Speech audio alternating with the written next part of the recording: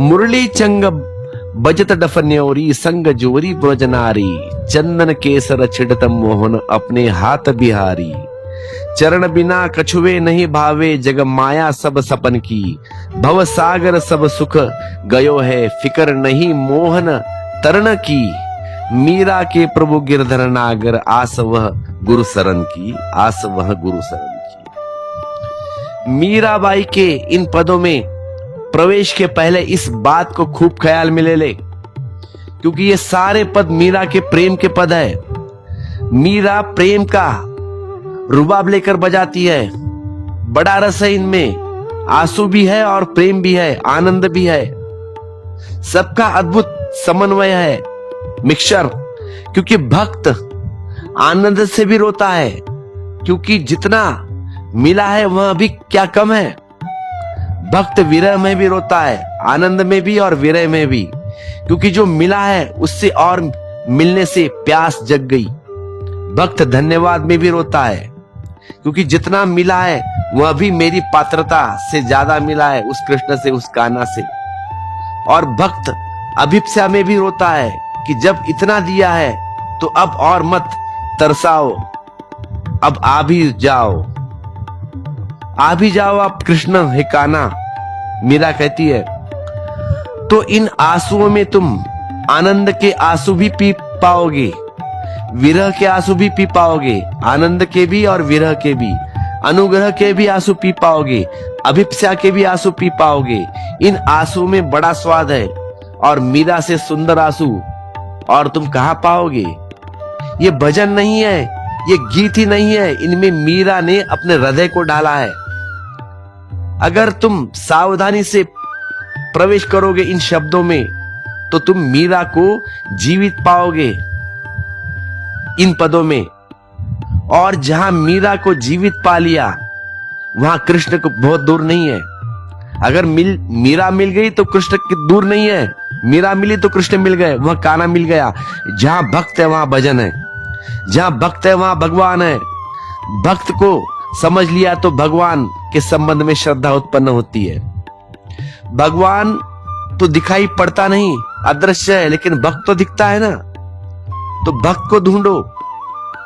अगर कृष्ण को जानना हो तो मीरा को सेतु बनाओ, और मीरा से अपूर्व सेतु तुम कहीं ना पाओगे, इम्पॉसिबल है। क्योंकि भक्त तो पुरुष भी हुए हैं, लेकिन पुरुष अंततः पुरुष है।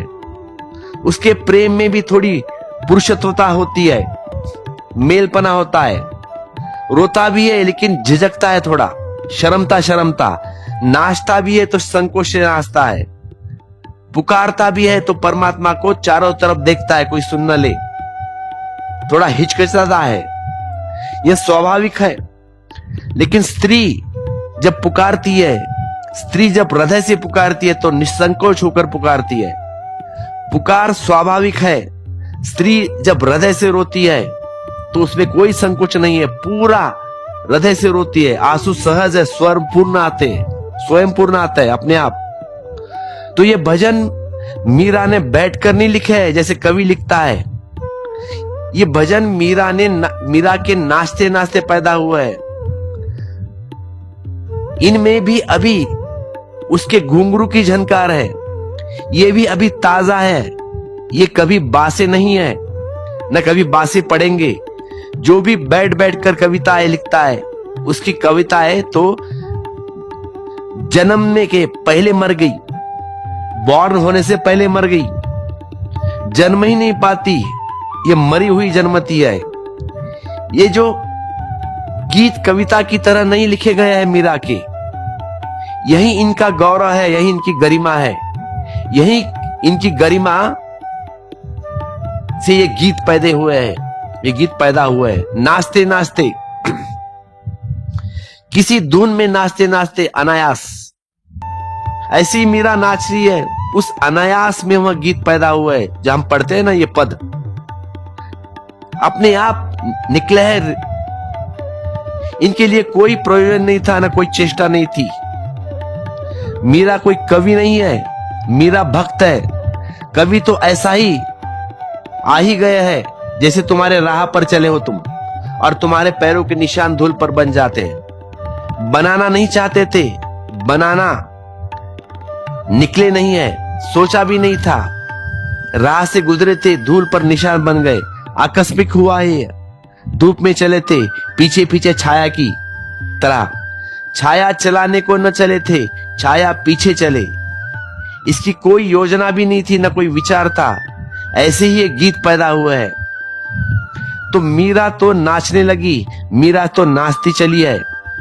और ये जो पग चिन्ह बन गए हैं ना, इन पगों चिन्हों पर अगर तुम गौर से उतरो, प्रेम से उतरो, सहानुभूति से उतरो, तो तुम मीरा के को नहीं पाओगे, वहां पर कृष्ण को पाओगे।